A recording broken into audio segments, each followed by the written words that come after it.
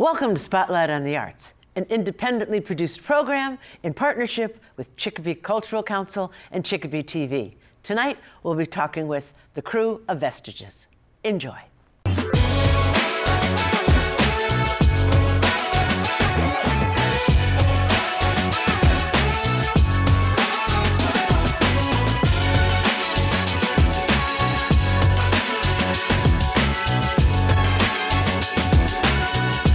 Good evening. Welcome to Spotlight on the Arts. I'm Deb Sutherland, and I'm not Johnny Miranda. Johnny Miranda is under the weather, so I'm here tonight. I'm here tonight along with the cast and the crew and director of the movie Vestiges, Wade Wofford and Amy Lake. Welcome. Hello. Hello. And a crew member yourself. And I am a crew member myself. Yes, thank you, Wade. Wade's very good at pointing the good stuff out. Wade, I have questions. Okay. Tell us a little bit about yourself and your backstory with film. That could go on for a long time. I'll keep it brief. I dropped out of college. I went to Los Angeles. I went to film school for a bit. I moved to New York City. I made my first film. I moved to Massachusetts. What was your first film? It was called Perception. We shot it on a $20,000 budget over the course of 6 months of evenings and weekends, and it almost killed me. Uh-huh. Yeah, but it sort of birthed... That's when you said, this is for me? Well, it sort of birthed in me the realization that you don't have to have a movie studio behind you to make a movie, that you can make movies without having an investment banker in your family or, a dad who's a famous actor. Oh, so well worth the experience. A painful experience. You come out of the gate and you're an inexperienced producer, but you know a little bit, just enough about screenwriting to be dangerous. And you think that you understand what type of scene is producible and what type of scene is not. And then you write scenes like a crowded art gallery into your film that's shooting in New York City, and now you have to find an art gallery that you can film that you in. Can use, yeah. And every art gallery, right. Every art gallery in New York is like, no 25-year-old with a camera. Yeah. But we made it. We crossed the finish line, which is a miracle on any feature film shooting for that amount of money. And then we came up here and I started building a community of other filmmakers and screenwriters, and we started a production company. My two business partners and I started Happy Wasteland Studios, and we made 2 more feature films and a handful of shorts, and then I started at Chicopee TV, and this was sort of my day job, and filmmaking was my nights and weekends. Yeah. And then suddenly Dave Farnham came on board and was like, "Hey, what if we do something? What if we, sort of made something other than the stuff that we've been doing, studio-based stuff and sports and public events, graduations." And he sort of brought a new passion into the space, and then he and I teamed up and started brainstorming, and we formed the film club, and then Singing Bridge was born out of that. Thank you, Dave. Thank you, Dave. Excellent, excellent. I really wanted to make a joke about that was the perception that you got from doing Perceptions, but I didn't want to interrupt you. It was your perception that you could do a movie without having the studio and all that. That's exciting. So how many years does that transpire across? Oh God. Well, I dropped out of college in '96, so since '96. What were you taking in college? Drama major. Okay. A drama English. So you always knew this is where you wanted to be? Yeah, I was hardcore into medicine in high school, and then one of my English teachers, I really liked reading, and my English teacher encouraged me to audition for the school play my spring of my junior year. What play was it? The Crucible, which we had just read in my junior English class, and I loved it. And it was the only reason I auditioned, because I loved the play so much.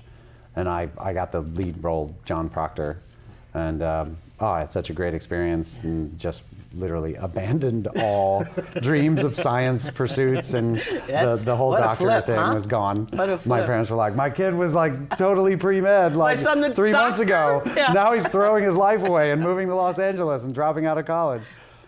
Did they support you? They did. They were, well, so my brother's a professional makeup artist, and he's like an Oscar winner. He's a beast. He had moved to LA, I don't know, 4 years before me.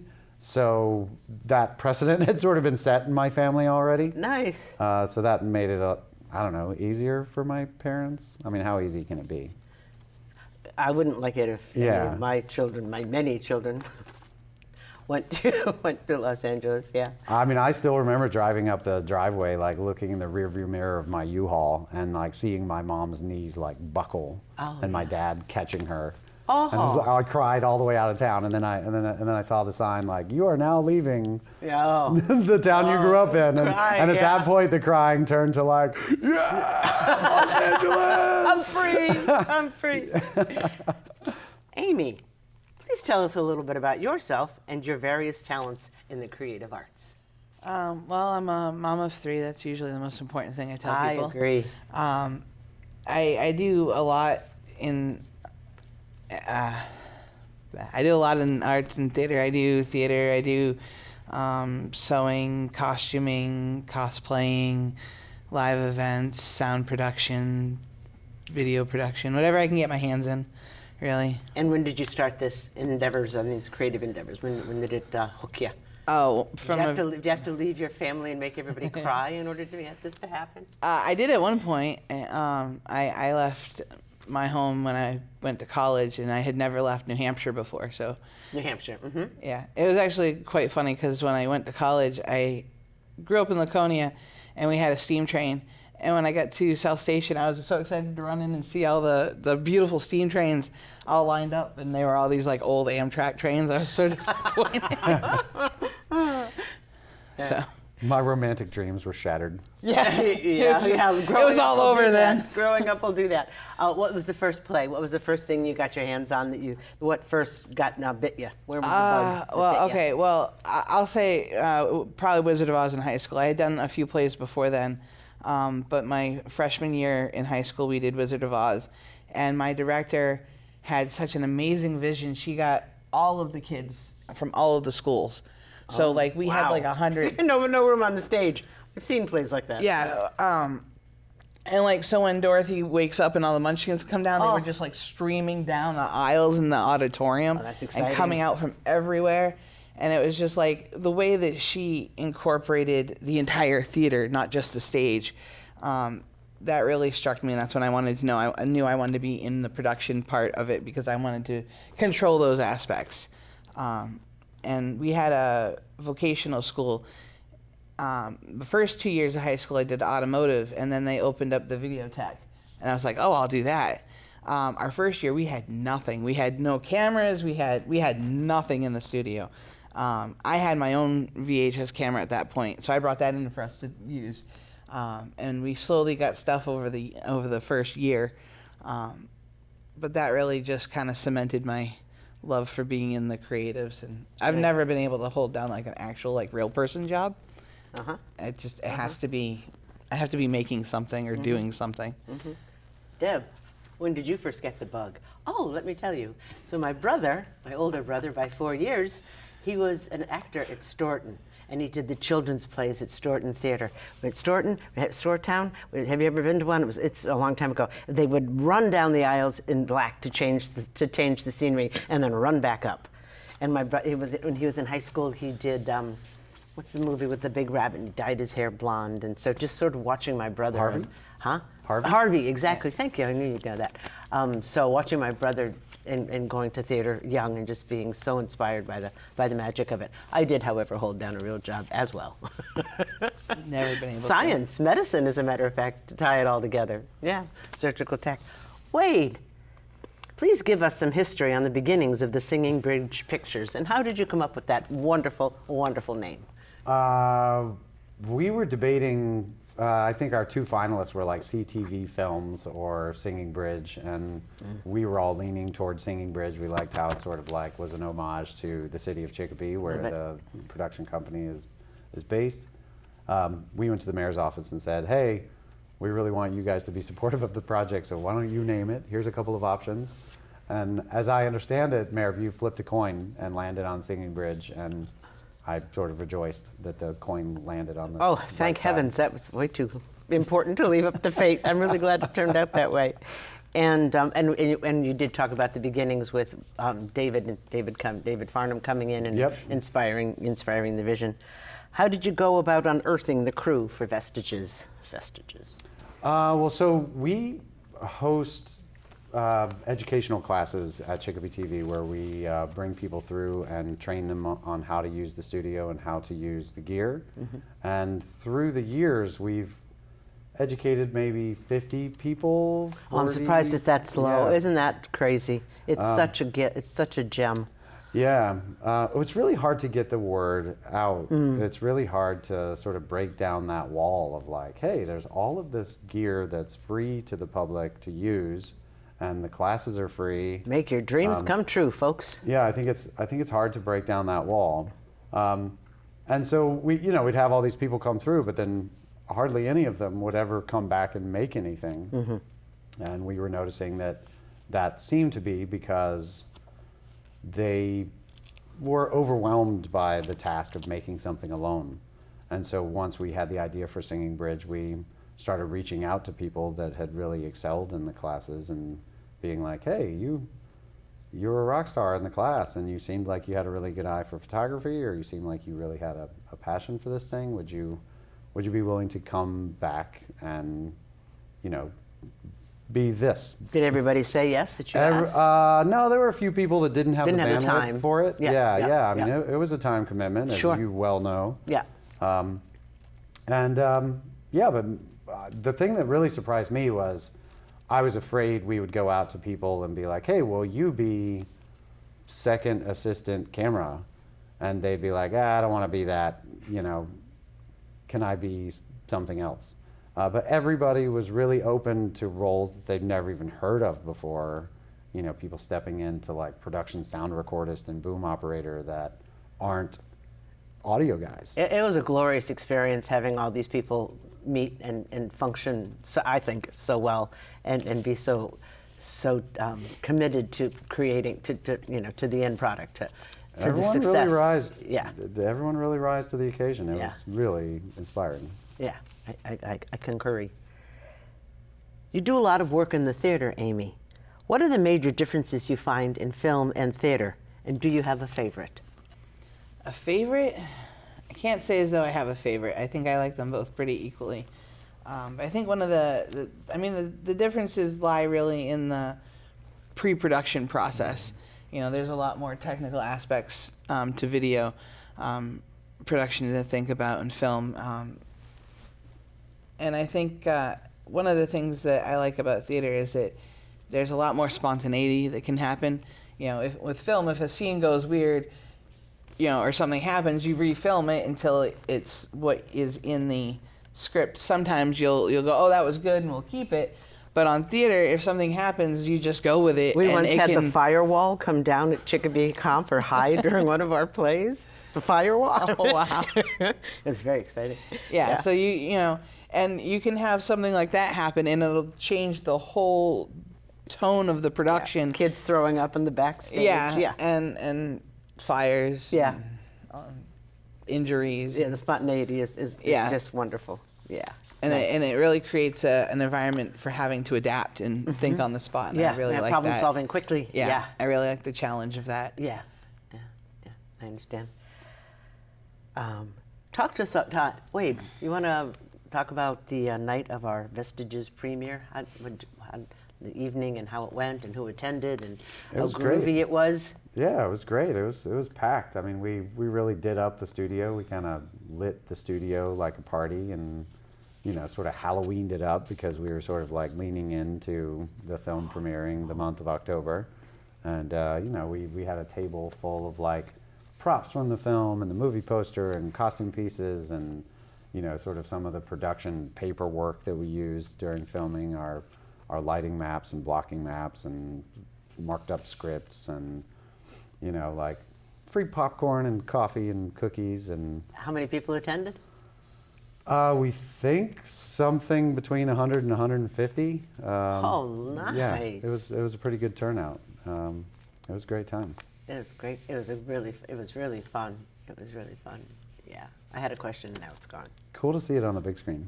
Oh, it was wonderful to see it on the big screen, and we only saw it once. Why don't you tell us why we only saw that film? I wanted to watch it twice in the same night, but there's a reason. We wanted there to be time to sort of talk about the making. Like, we wanted to leave space for that, and we didn't want to keep the audience too long. We'd build it as a 13-minute movie, and I meant the logistics about not showing it anywhere else. Oh, why aren't we showing it yes, online? I'm sorry. Now? Yeah, that. Well, so we are submitting. The film came out so strong that we are submitting it to domestic and international film festivals, hoping to sort of pick up a couple of awards. That would be super cool. So we are, or even just to get into some of these festivals is a massive accomplishment because it gets so many submissions. Like Sundance, which is kind of the only film festival that anyone knows the name of in the United States. They receive, last year they received 17,000, I think it was 400 submissions for 120 slots. So they reject 99.6% of all submitted entries. They should have a Sundance Junior that can look at stuff or to think all those things. So what's the process like? It's pretty simple. Like, once you have your film, you upload it into a website called Film Freeway that's kind of like, if you've ever applied for college in the last 20 years, they have the Common App. You sort of put all your materials in the Common App, and that Common App sort of links to admissions portals of colleges all over the country. Oh. So it's kind of like that, Film Freeway. You can upload all your materials there. Yeah. And then you can say, all right, submit to this one for $35 and this one for $75. Fees. And it ain't free. Well, because if you think about it, if you think about Sundance, you get 17,400 films and you have to watch them all in order to judge them, to figure out what advances and what doesn't. Sure. So anyway, so the reason that we're not putting it up on our on-demand channels yet is because these film festivals, a lot of them won't allow you to compete if your festival is already available to the public, because then no one's going to come because they can see your film online. Magic is gone. Their house. So yeah, we're going to complete our festival run before we can put it up on demand. So I think a lot of people, at least a lot of people in my network, sort of skipped the premiere, thinking that they would be able to see it online in the following week, and yeah, they're grossly disappointed. They're kicking themselves now. Yeah, but yeah, at the screening, Holyoke Media was there, the sort of Chicopee TV equivalent of Holyoke. Northampton Open Media was there. That's great. And they both want to host, they like the film so much that they both want to host screenings at their facilities. So we might have a couple more local screenings through them. Oh, that's wonderful. I love the Tri-Cities all working together with regards to the Chicopee Cultural Council and working with other cultural councils to float all the boats higher. Yeah. I love that idea. Amy, back to Amy. Amy, was there something new that you learned from the experience of working with the film crew on Vestiges? Yeah, I think the one thing I did learn was how out of date my knowledge was on a lot of the equipment that we had. A lot of times someone would be like, oh, go get this light. And I know what they are, I know how they work, I know what they're used for, but they don't look the same as what I remember from the last time I worked on filming in the studio. So I spent a lot of time looking through bags going, is this it? No, that looks like it should be it. What was the one that was way this small, and I thought it was going to be this big? Do you remember? You mean the little aperture lights? Yeah. The teeny little things? Yeah, I was looking for something like this because that's what they used to be when I was working, and now they're this big. So I definitely think that I've started to research and take some online classes on the modernization of a lot of the equipment to keep myself up to date, because I thought I was doing really good keeping myself up to date, and then we started reality pulling stuff slapped out. Oh, it slapped me hard. Yeah. It changes so fast. It's a full-time job keeping up with it. It does. Who has time? Yeah, right. And if you don't have a need. Yeah, if you're not doing it every day, why would you spend all the constant wave of research? Yeah. Amy, would you do it again in the same role? If not, what role would you like to work? I definitely do it again, and I wouldn't mind doing the same role as long as Wade would put up with me again. You promised to yell at us, and you barely yelled at us, so well, sure. I did feel... You should tell them what your role was. Oh, yes. Like. Well, there's an important question. Amy, what did you do? What was your role? Where are you on the film? I'm right here, first AD. My job was basically to keep everything on track, keep everybody apace, and whenever he had a question, to be able to answer it, which I wasn't always able to do. What's the title that equates to that? The title? Did you have a title? What is it? Assistant director. There you go. I guess. Okay, so AD? First AD. Yeah. First AD, yeah. To me, it equates to a stage manager job, though. That's what really resonates in my head, because that's what I'm used to. Because that's really what it is just making sure that everyone is in the right place, and that if there's something that, if we're setting up for a scene and there's some people standing around, I can go, hey, this needs to be done, go and do that. I recall you telling me where to go a few times. It was done very well. Oh, thank you. Wade, where do Singing Bridge Pictures go from here? We're already gearing up for year 2. We submitted a grant to the Chicopee Cultural Council just last week. Yay, Chicopee Cultural Council. We actually already got a grant from the Massachusetts Cultural Council to partially finance. We're firing up we're sort of breaking our crew in half this time into sort of concept development, screenwriting writer's room that's going to be 3 nights in December. We're starting to fill that room now. We're looking for 8 area writers. Professional screenwriting experience not required. We're going to... Passion required. Passion and time required. We're going to try to break a story. So everybody's going to bring a couple of ideas to pitch to that first meeting, and we'll brainstorm off of those, and maybe we'll riff into new ideas, combining those. And then once we narrow in on the 1 or 2 we like the best, we'll sort of hash out what the story beats of each of them might be, and then look at like which one is more producible given what we have access to, and how many pages it would require to tell the story, because we're trying to keep things on the shorter side so we don't break our backs, given that if you write a 35-page short script, and you're working with a somewhat green crew and you've got a 3-day weekend to shoot it in, you'll die.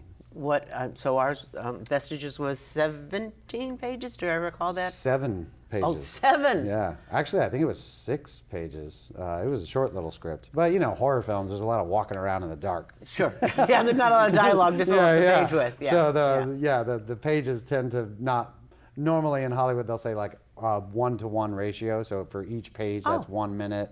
Oh. So a 100-page script is an hour 40. 120-page script is 2 hours. In my experience, that never quite works out. Yeah, like my 95-page script for The Answer, the first cut, if we had included everything from the script, it was over 2 hours. And so then you edit it down, and it ended up being like 1:50. So that 1-to-1 ratio. Maybe if you're doing like The West Wing, where people are like firing off dialogue lines, and that fills the page really fast. So convoluted, so fast. But it's delivered so fast on camera that maybe that accelerates things a little bit. But yeah, most of our stories so far have had a little more pauses. So yeah, I mean, we're looking to probably keep the script under 10 pages max.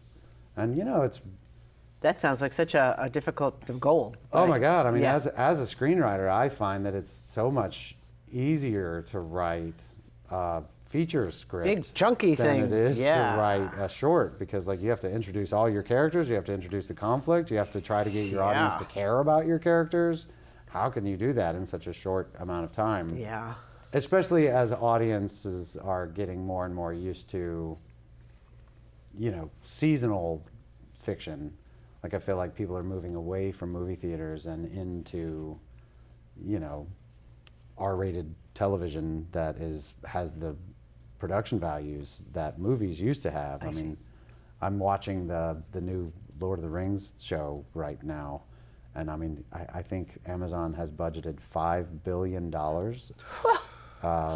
for the first 5 seasons, and it's just like $1 billion a season. Just like that, it is beyond comprehension. What were our budget constraints, and how did that all work out for Vestiges? Our budget was $2,300. Huh. And that's like $1 billion. Yeah, yeah. I think we spent 1,700 of that on the rental of the house that we shot it in. That was remarkable to have that. Yeah, I didn't know we were going to have that, so I was blown away by that rental house. The realness of that. Yeah. Yeah, it used up most of our budget. Sure. And then like our department heads, yourself included, did really great work staying under budget. Like the number of props that you had to make, like these things, like, I mean, if you look at the complexity of how she put these things together. The boxes are lined. Look, the boxes are lined with silk. I mean, it's, and this thing, it's like fitted to this. How'd you make this thing, Deb? So I bought this on Etsy for $20. It didn't look anything like this. No, it was beautiful. How'd you make it? It was a beautiful, beautiful snow globe. So I looked it up I Googled it, and what did you Google? I Googled antiquing, I guess, a snow globe. How to repair, how to make an old snow globe look good, and of course they had all these, making an old snow globe look new again, which is the opposite of what I wanted. So it was I want it to look rusty and dirty. That's right, with further detail. So tea, I think, worked out, but I experimented with a great many fluids before I finally found the one that for the stuff that's inside. Inside, yeah. Well, how did you make the base look rusty? Because this used to be like silver and new. It's very cool. Some paint and cinnamon. Cinnamon spice gave it a rusty look. So once again, looking up, making old metal look, new metal look rusty. So it's actually delicious. What about tea and cinnamon? It's an English breakfast. What about how did you make the glass look like old and dirty? That's a good question. I don't recall. You don't even remember. I guess it was some hairspray. glue or hairspray. I think a quick coating of that, and then putting my fingers on it and tacking it up so that it looked old, and all the while trying to make sure we could still see the lovely little angel that was inside. Yeah. Because I didn't want to obliterate her completely. Well, and it's crazy, like when you think about filmmaking and you think about like a short film like Vestiges, it's so prop heavy. Yeah. Telling the story. Horror specifically is very prop heavy. Sure. And this in the film, this gets maybe 2.5 seconds of screen time. Yep. And just the amount of work that goes into this piece that gets 2.5 seconds of screen time is crazy. But if it was cheap looking, it cheapens the film, and your film looks like it's not made professionally. And I think that's one of the things where Vestiges really soars, is because everybody took these details so seriously and did such great work that like those little details shine through. We kept the production value as high as high as our talents and our skills. And so you watch the would let film, us. and it looks like a professional film because all of our department heads were into kicking it. butt. Yeah. And staying under budget. I think that just about does it. I have no more questions. We've gone through all of them. It's been wonderful. Is there anything else that I didn't hit on that you guys you'd like to mention? A wonderful crew, worked so well together. It was a lot of fun.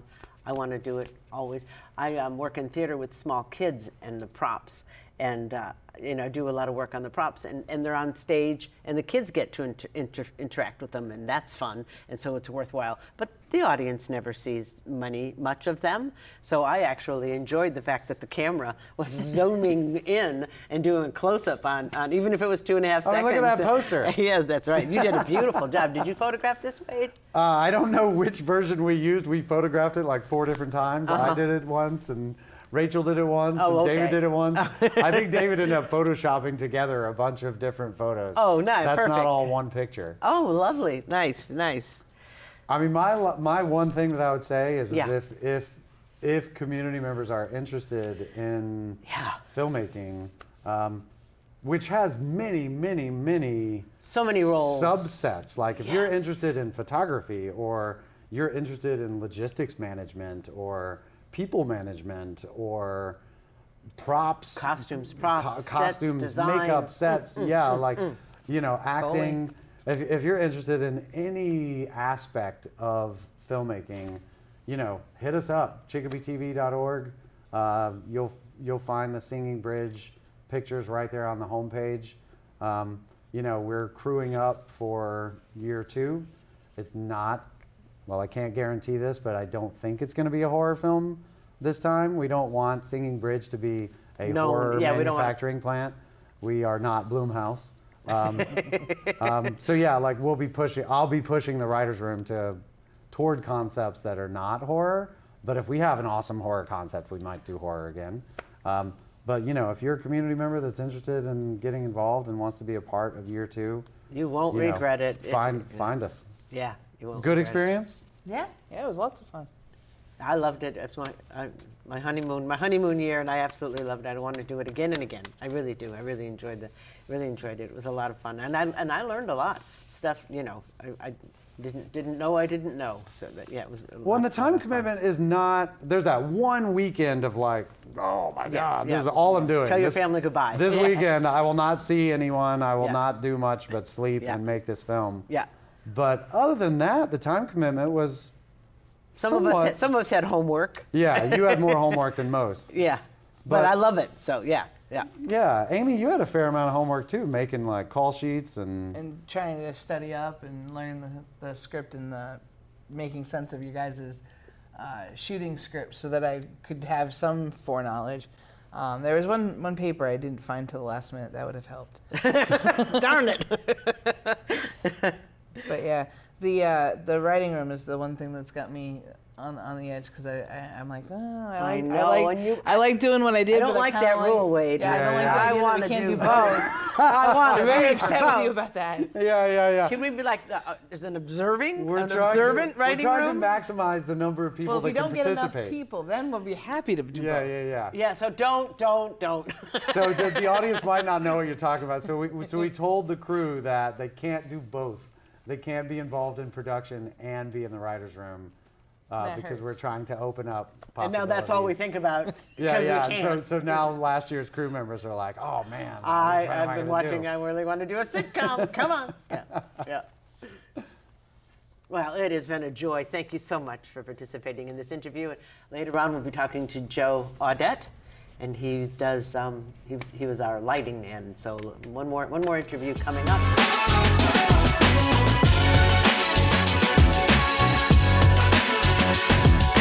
Hi, and now we have Joe Audet. We're going to ask him lots of questions about his experience with the movie Vestiges. Hi, Joe. Welcome. Good morning, Deb. Thank you for having me. Oh, our pleasure. My pleasure. Please tell us how Wade found you for the film and what role did you have in the film? I came to be with the crew and got invited to join the film after taking some classes here at the studio, learning how to work a lot of the camera equipment that is available for residents of the city. And in conversations with Dave and Wade around some of the projects I had worked on myself as a hobby, they asked if I'd be interested in participating. The role that I took on was as, I believe the proper term is gaffer, basically the lighting guy and rigger. Yes, after the tape, exactly. So responsible for helping to light up the room with more than just my personality. Oh, Joe, that's perfect because that's exactly what you've done in both ways. And did you enjoy it? Was it good? Was it everything was it difficult? What the apartment that we were working in? Did you come across some obstacles that were a little semi-insurmountable or? Yes, across the board. Aha. It was rewarding. Mm-hmm. It was engaging. It was challenging. It was fun. And I learned a lot from not only Wade and Dave helping to learn more about industrial lighting. It's one thing to be able to set up work lights at your house or even flash photography. Video lighting is very, very different. How so? It is and I'm going to get the person's name wrong, I think, but the philosopher, I think, was Schrodinger's cat experiment. Lighting has to be visible and invisible at the same exact moment. Oh, lovely. You have to light up the area, you have to light up the scene, but none of the lighting apparatus can be in the scene. And that led us into some of the challenges of large equipment, tripods. It's not the little light bulbs that you have, your incandescent style screw-in light bulbs. We did have a couple of those, but we're talking pretty good size light instruments that can weigh upwards of 35, 40 pounds. And I know it because it kept taking up all my design space, Joe. Yeah, there was a lot of lighting. Good. Exactly.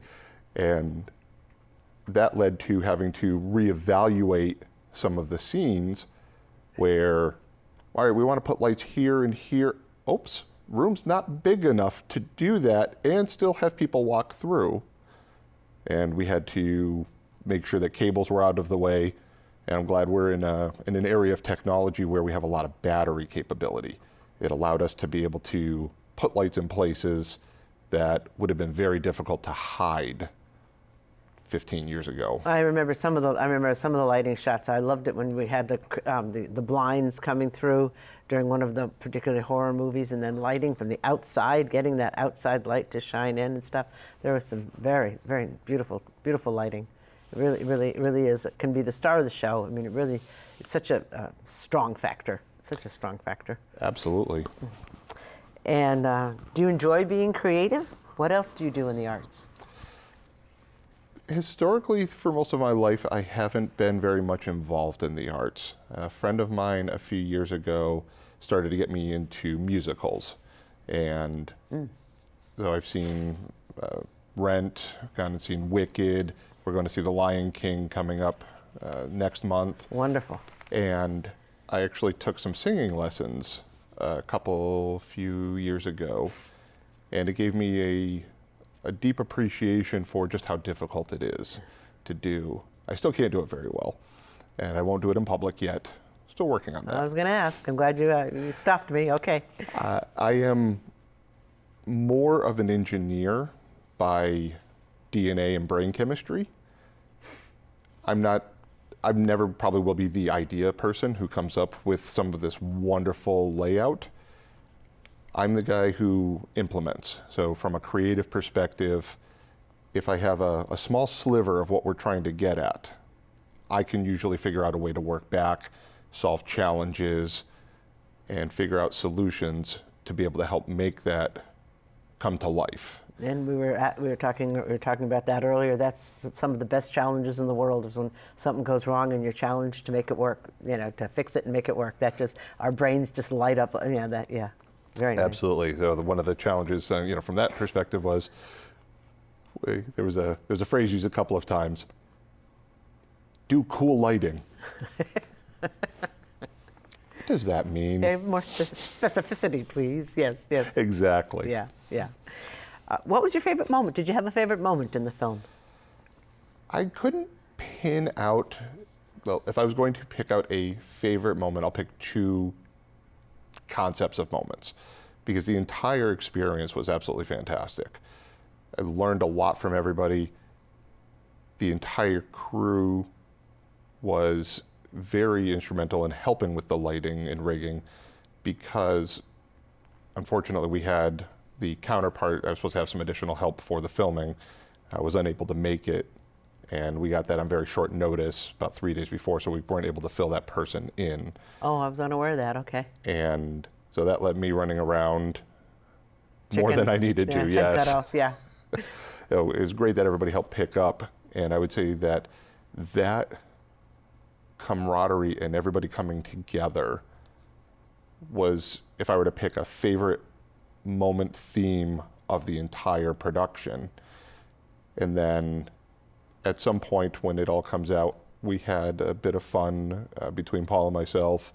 We ended up doing some blooper reels after. We tried to make, modeled after one of a more recent favorite scene was from the end of Avengers, where all of the superheroes are at this shawarma shop and they're all just exhausted and eating and enjoying it. It became the running joke. And so I took my inspiration from that and we recorded a couple of similar skits that were related to the concept of the movie, but were after the movie. So we have a monster in this movie, and you had him doing some great things. Yes. Some very funny, normal life things. That was fun to watch you guys put that together. What was the hardest part of the filming for you? Maybe the fact that you you didn't have your second person, I suppose, huh? That was probably the hardest thing. Yeah. Was the not having the second person, and in conjunction with not being able to, because of the nature of the location, and that it was a rented location, mm-hmm. not being able to see it beforehand, mm-hmm. showing up on site and having to unload probably 500 to 700 pounds worth of equipment, get it spread out, set up, and then start working things around everybody that was in there, mm-hmm. inside the facility. Yes. And there were, I think we counted 12 to 15 of us, pretty much, almost always there between the two floors. Yes. But just one word of "get out of my way," and it was a piece of cake. People would vacate and understood completely. Will you continue creating and working with Singing Bridge Pictures in the future? As long as they will continue to have me, I look forward to any and all future projects. That's exactly how I feel, Joe. Yeah, absolutely. And Joe, you came to the premiere party with 20-something of these. I don't know how many you've made. I don't remember the exact count. Let's go with 20. And you gave every member of the cast and crew one of these beautiful little mementos. Why don't you talk about how you made that for us all? We're really smitten with them, Joe. Yeah, so these match up. Oh, look at that. Perfectly with their counterparts. Their larger counterparts. These were done on a 3D printer, and in my day job, I work with technology a lot. I've recently gotten into 3D printing, which is essentially a hot glue gun with a couple of motors and some arms, and it just goes back and forth, and it melts a little bit of plastic. And so there on the bottom of this are probably 250 little layers of plastic melted. And you can buy the different color plastics? Yes. Okay, cool. So I printed the bottom and the top as one color, and then the ribbons. That it comes apart. Joe was going to present it to us with a little Hershey's Kiss in it, but ran out of time. I ran out of time. But it's just the cutest little thing ever. And for a while we were going to name the movie. The working title, all while we were working on the movie, was The Box. And then we had to change it because there's, what did Wade say? 250 plus yeah. versions on IMDb when we went to go register it. Right, so we had to come up with a new name. But that's just a wonderful memento. Thank you, Joe, for your generosity and your time in making that for us. We all love it. It was an absolute pleasure to make it. The other role that I had, which I kind of got sidetracked, I was so interested in talking about the lighting, was that I worked with Amy at the end to do the Foley sound effects. And that's a lot. That was a lot of, again, learning. Mm-hmm, mm-hmm. I'm a lifelong learner. Mm-hmm. I enjoy learning just about anything. And this was things like trying to match the main actress walking down the sidewalk, and she has keys yes. on a lanyard moving around. So we're watching it and we're trying to get the jingle the right way. Took several tries.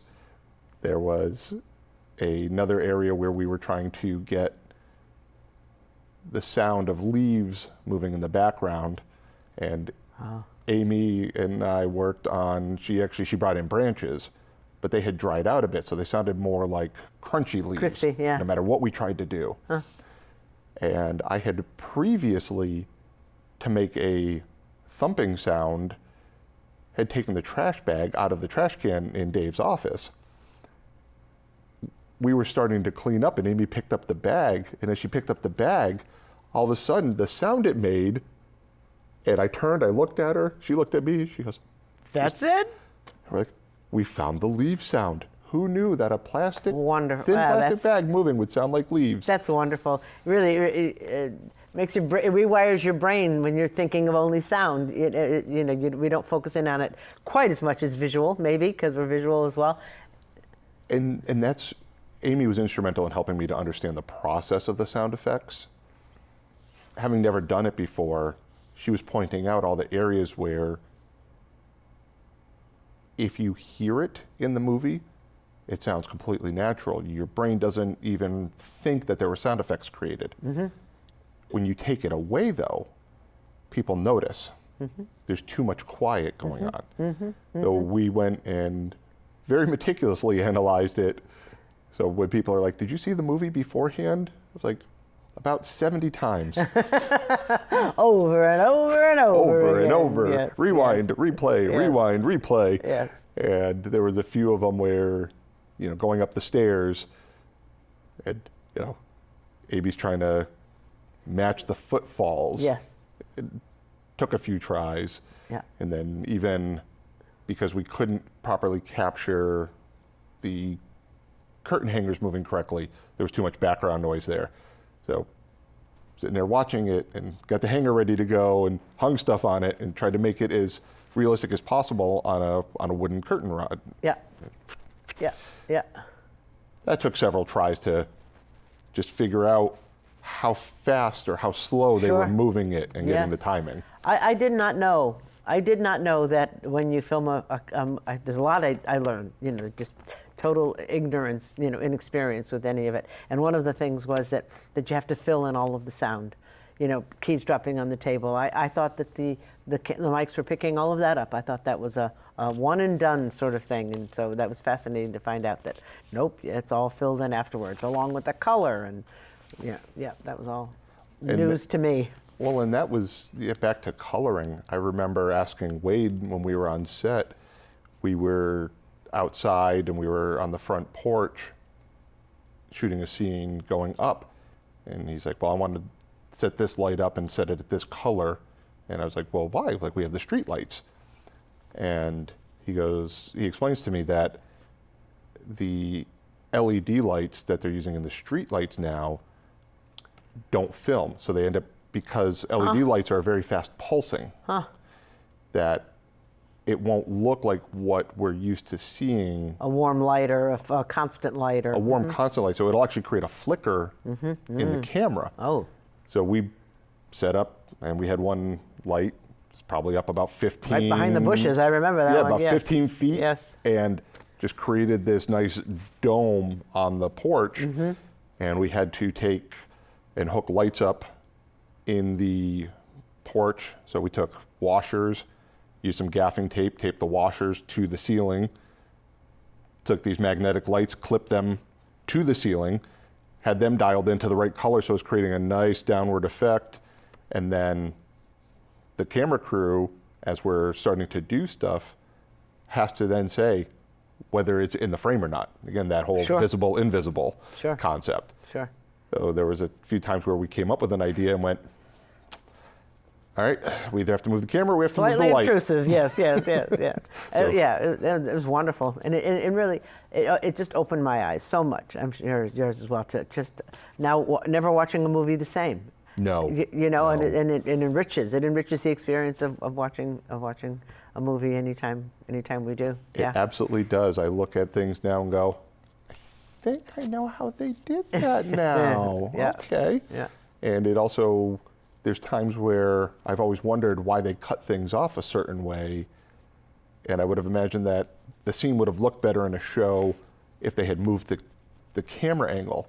And now I'm realizing it's because they had to hide all of the support apparatus to make the shot. And Yeah, it's making me look at things very differently. And that long line of that long list of people who assist in the movies now makes so much more sense. It's so much not personal, but at least it's understandable that it takes that many. It takes a whole village. It takes a village to make a film. It does. Yeah. I watched the credits on a movie shortly after we had done this, and I went, "There's not enough lighting people." How they do that on their own, yeah. Exactly. Like, oh, you guys had 20 people? Oh. Yeah, I know. We were bare bones, but it was great. It was, absolutely. Thank you, Joe. Really Thank you, Jen. appreciate it. Take care.